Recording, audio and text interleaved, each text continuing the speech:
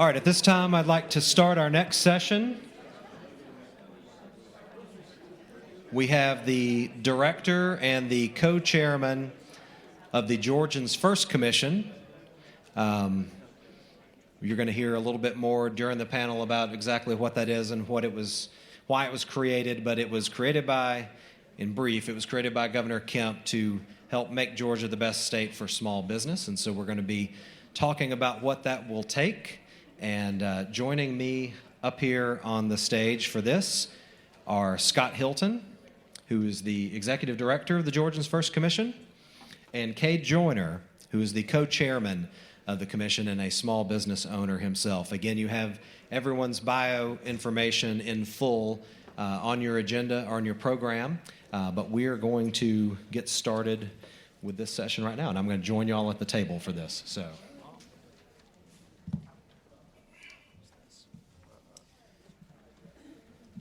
Okay, so let's start.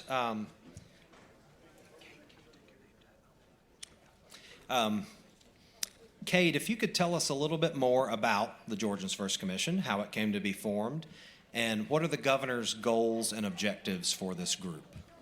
Absolutely. Those of you who have known Governor Kemp and worked with him in the past when he was Secretary of State know one of his passions has always been helping small business. In fact, he decided to run for the state senate because he was fed up with dealing with local rules and regulations as a builder in the Clark County community. So the very first thing he did on January 14, 2019, after he took his hand off the Bible at Georgia Tech, was come back to his office and sign the executive order which established Georgians First Commission. So the Georgians First Commission consists of 18 small business owners from all parts of the state. And we have people in every imaginable field of business, from trucking and logistics to real estate to store owners. We've got a guy who has a large-scale janitorial supply company. I have a paper shredding and recycling company. So we've got a lot of different business types represented.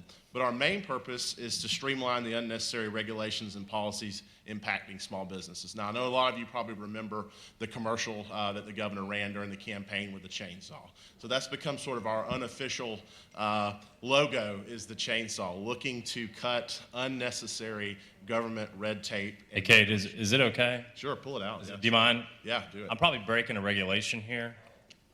We try to bring this wherever we go here. They wouldn't let me ring the big one. There's the chainsaw and the red tape. There you go. Love the visual.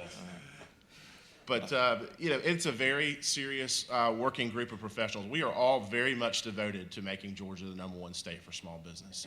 There are a lot of committees that I've been on in the past who have not been as focused, but this is a very focused group. We communicate regularly. Scott has done an outstanding job of help setting an agenda with the governor's office. And we're working very hard every single day to make Georgia the #1 state for small business. So you talk about that, and we hear a lot about Georgia being the #1 state for business in general. How do we rank specifically when it comes to small business, and what does the current landscape for small business look like in Georgia? Well, I'll talk about the current landscape a little bit first. Currently, there are, according to the University of Georgia's recent survey they sent to Scott and I, there are 1.1 million small businesses total in Georgia. And 99.6% of all businesses formed in this state are small businesses. Now, they may be one-member LLCs or 20-member businesses, but 99.6% of all new businesses are small businesses. 89% of the exporting done in this state is by small business. And there are 1.6 million Georgians employed by small business in this state. Now, a lot of you have seen the press releases and heard recently about Site Selection magazine naming Georgia the top place to do business for the 7th consecutive year, and we're extremely excited about that. But just to drill down a little further, there are some rankings that pertain more to small business. Recently, Wallet Hub named Georgia the #3 best place to start a business. We were #6 for business in the Forbes, #7 for business on CNBC. The NFIB nationally ranked us the #1 state for business climate. We are currently the #2 state for new women startup businesses. But the most recent survey that we've kind of looked at, along with the Kauffman Foundation that you see up there, is Wallet Hub. They released a study probably about 2 months ago ranking Georgia 4th overall for small business. Which we see as a way to improve. Texas was #1. So Scott and Jeff and the team have been spending a lot of time figuring out what these states that are ahead of us are doing better and then where we can move the needle and improve. So, Scott, the governor's promised to cut burdensome red tape, maybe with a larger chainsaw than that. But, that red tape that hinders small business, what does that look like, the red tape in Georgia, and how do we get rid of it? That is I'm going to keep going through the slides here. Well, thank you. Let me just start. Thank you so much for hosting us here.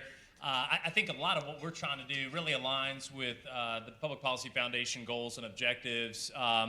And we serve a fantastic governor who realizes that small business is the absolute backbone of Georgia's economy. You saw on an earlier slide, 75% of all businesses here in Georgia employ 10 or fewer employees.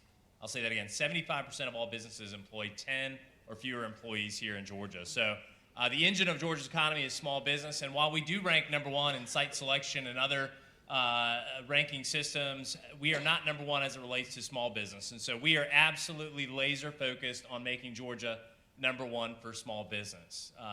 So how do we do that? I'll say first off that help, and that we accomplish that through you all. So we're going to make this as interactive as possible. You have on your tables here today a little half-size sheet of paper with a pair of scissors and red tape on it. As Cade and I are here talking and you think of ideas and ways that we could streamline, cut, or remove burdensome regulation, please write those down. Some of the best ideas I've gotten is through traveling this state and hearing from you all as to, Scott, this is just a crazy reg that's getting in the way of me and my business and growing. So please give us those ideas, and we really take those and put those into action. You can use your Georgia Public Policy Foundation pin found in your bag to fill those out. Love it. We're cross-promotion here. This is great. So the first thing we do is we go to the market, and we hear directly from constituents like yourself. What does the current environment look like? And so I don't want to steal. We have James Broll talking to us for our keynote here in a few minutes. And they have been an incredible partner to us as far as figuring out what is the current landscape in Georgia. So in Georgia, we have 109,000 restrictions and 6 million words in our regulatory code. It would take you 8 weeks to read.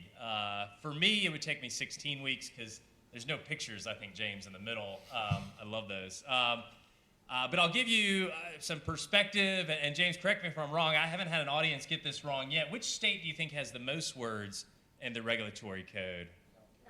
Oh, very good. Very good, guys. All right. New York is number 2. I think, respectively, they're somewhere around 28, 30 million words. So we're not doing too bad, but I think we can really cut that in a big way. And so we're looking at a lot of ways to do that. We've got partners like the Mercatus Center who are helping us do that. Again, here's how we stack up against other states who have done similar type initiatives.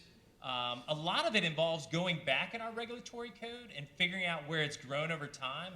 And I'll tell you, this is a really historic effort of what we're doing.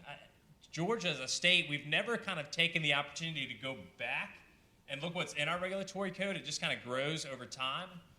And a great example of that is this chart here. So I reached out to our Secretary of State's office, who's the compiler of all of our regulatory codes. So in Georgia, we have 81 different state agencies and boards that issue rules just about every day. And so I asked them to add up for me, how many rules do we add or delete in a given year? And right now, I'd submit to you the bar graph is not in the direction we want. So net, if you look at in 2017, we adopted 324 new rules, and we repealed 62. So net, that year, we added a good chunk of new rules that small business owners have to deal with and navigate every single day. And so part of the effort of the Georgians First Commission is to go back in time, see what we have on the books, and clean that up. And then moving forward, figure out a way that we can more balance those bar charts. I know the federal government has kind of a 1 in, 2 out type policy. I think their current ratio is somewhere around 1 in, 8 out.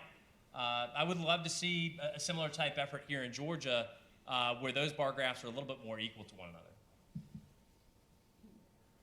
So when we talk about customer experience, and I'll apologize to my AT&T counterpart here, from a customer service standpoint, you have Amazon and Disney kind of at the top, and then state and federal government right down there with your cable TV provider as far as customer experience. So that is a big thing that the governor is focused on and that we need to make incredible strides improvement-wise on.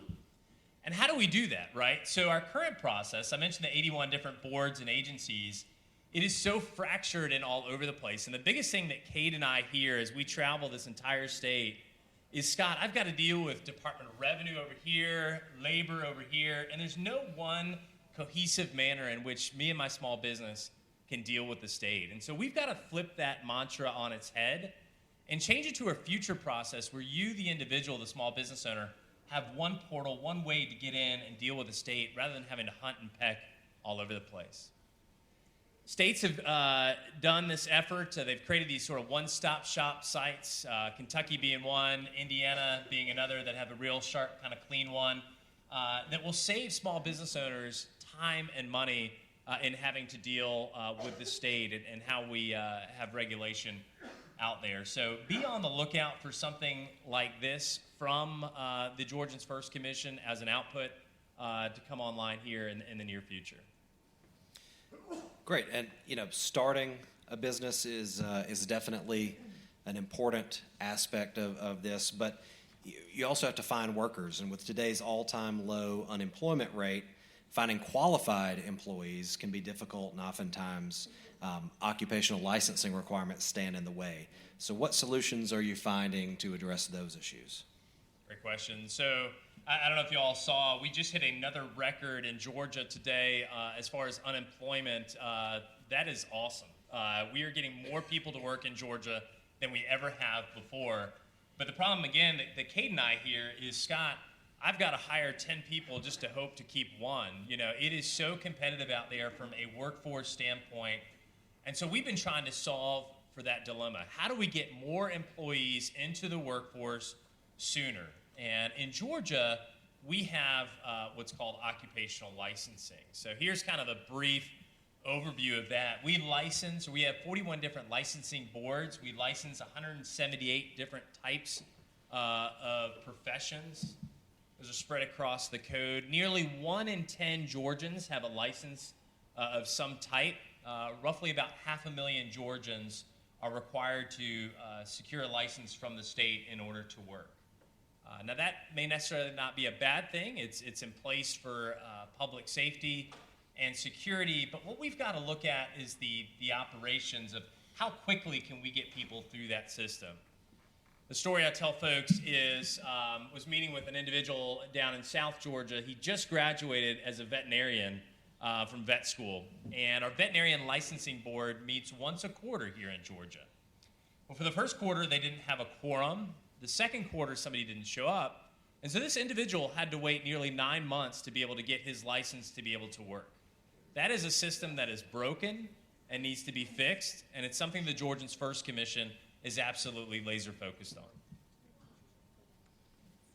These are the primary professions that we license here in the state. So I saw our engineering friends over there, Ashley.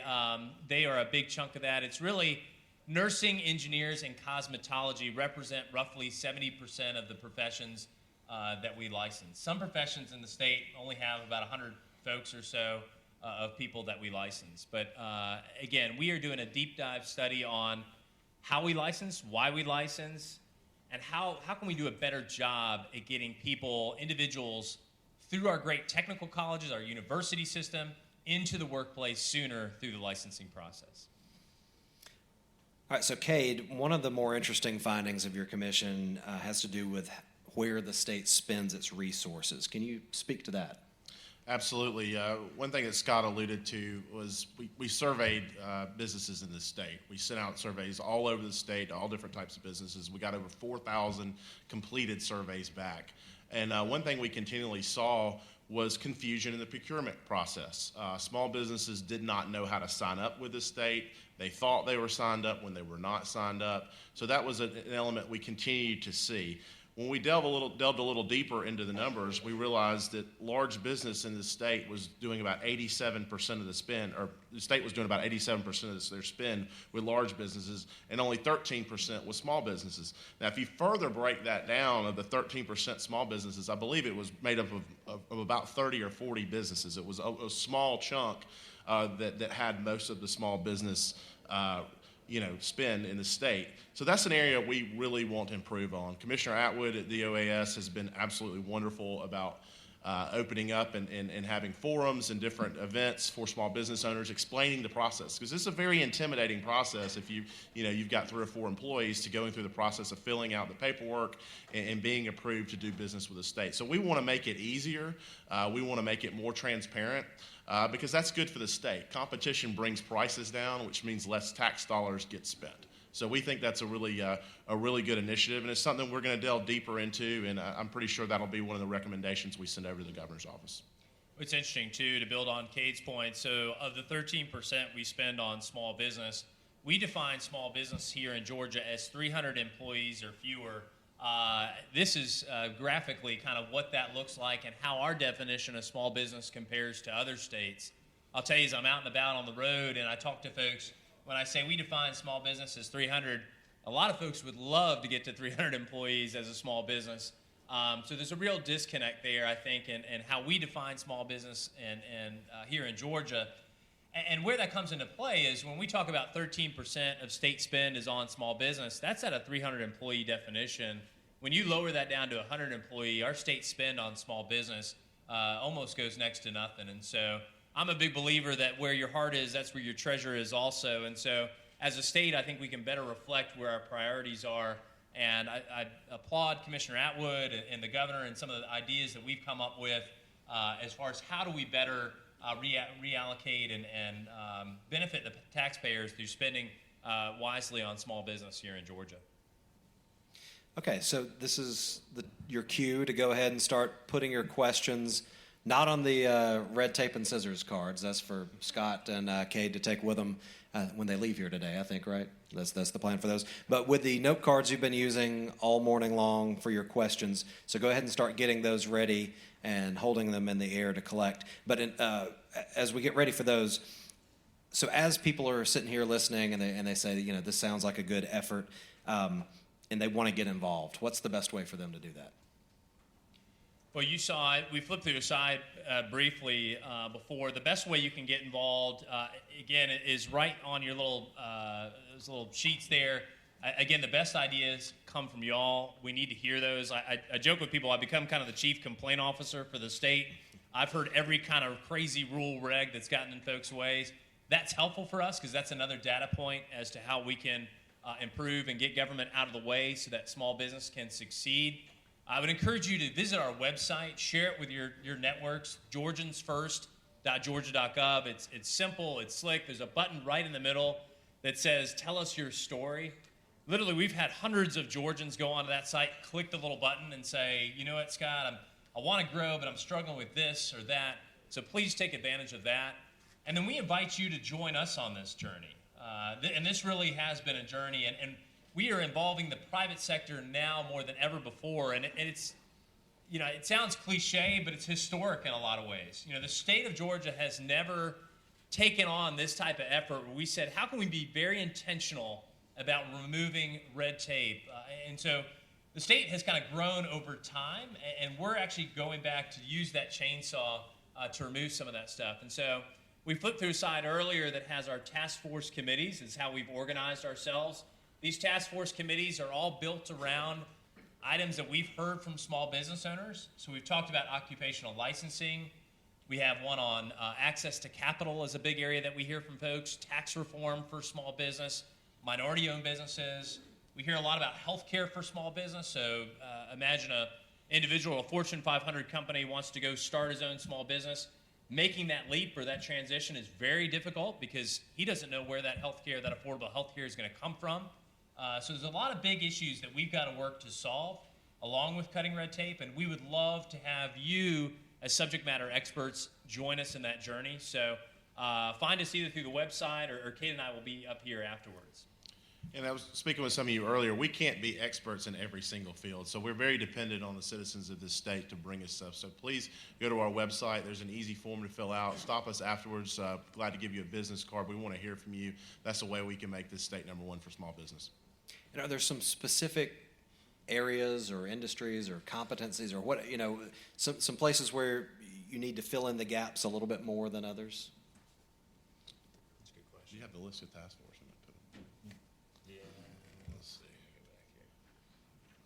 go flip back here. I'm going to show you guys our task force committees, and you guys can tell us, or I'll keep it up there, and you can kind of review it. And if you've got a passion around a certain committee, we would love to have you join on board. We've got amazing talent throughout the state that have joined us on some of these task force committees.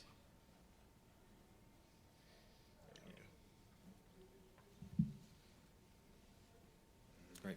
So here's the first question we have. It says fewer regulations should reduce the size of state government, i.e. regulators and writers of regulation. Are we reducing state employees?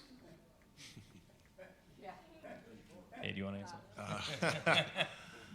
I think we've all seen, I can't speak to the employee part. Although I sit in the Office of Planning and Budget, we've got some great folks in there who are working to fulfill the governor's mission to become a more effective and efficient state government. So I know they're making strides on that from a budgetary perspective. I would say the reduction in rules and regs, from what I've seen, will free up our state employees' time to dedicate themselves to more efficiently and effectively serving our citizens. So a great example of that, we were visiting with our insurance commission and just talking through rules and regs over there, and they were able to find an employee who was scanning building documents from the early 1980s. And the commissioner came in and said, you don't need to do that. Why haven't you raised your hand? And he said, well, I was afraid that if I identified this, that I'd lose my job. And it's like, no, we have such a need in state government elsewhere. We can redeploy those assets to be more effective elsewhere. So this is not about kind of cutting employees or reducing headcount. It's about deploying our resources and assets in a more effective and efficient manner. All right, so the next question asks, when will we see recommendations of the commission introduced as legislation, and will that come from Governor Kemp, or will it go through a legislator? We've already been in discussions with the governor's office basically since day one. It's a continual discussion of bringing ideas and presentations over there. As far as legislation, that will be up to the governor and his floor team as far as when they will be introduced. We have made some recommendations, and we have worked with some groups already on forming some legislation, but that will solely be up to the governor's office. And what you'll see from us, recommendations will come in multiple formats. So they could come through legislation, through executive order. A lot of our changes, frankly, are just changing the business and operations of government. And a lot of the rule reduction will come through the boards and agencies themselves. So we have kind of a multi-pronged approach as to how we're going to get that done. Frankly, we've come across simple ideas that don't require a governor's floor leader. I'll give you an example of that. We had a legislative idea. Someone came to us. A lot of states now are doing what's called e-notarization, so being able to notarize a document online. Texas, I think, was one of the most recent states to adopt that. That's an easy change that we can put through a legislature, through a legislator there. But a big change for small business. You think about the time and expense of having to actually find somebody who can do that for you, go into your bank or attorney or whoever and get that done. To be able to click up on a website, get it done, in and out, that saves, again, time and money that gets multiplied across our state. So we're making big changes, big reforms, but small, little, everyday, I'll say, chopping the wood. So. And I think that goes back to the charge that the governor gave us at our first meeting. He said, flip over every rock. I want you guys to go out there and look, big or small. It may seem like a small issue, but it's a huge issue to whoever's having it in this state. So that's what we're doing. As someone who needed a notary just this past Tuesday, I'm completely happy to hear that is something that could be on the table. Any more questions out from the audience? I want to make sure we get those in if we have them. Tell us a little bit more about, your work is not going to end with this legislative session, right? You're continuing on beyond that? Yes, so the executive order signed by the governor, his very first executive order, requires us to produce a report for the governor by June of 2020. And so this work will continue on through then, and we'll produce that report for him that'll contain all of our recommendations that we've made, as well as provide an update as to the implementation status of those. So our report is not going to be a report that sits on a shelf and gathers dust. This is something that we are actively implementing, and we're formed of all business people. And so Cade and his counterparts are very much interested in tracking our progress on a number of different metrics, regulations cut, hours saved, economic impact. And so we are keeping ourselves accountable for the results out of this commission, not just this year, but in the years beyond. Great. Well, if we have no more questions from the audience, let's give our panelists a hand here and thank them for being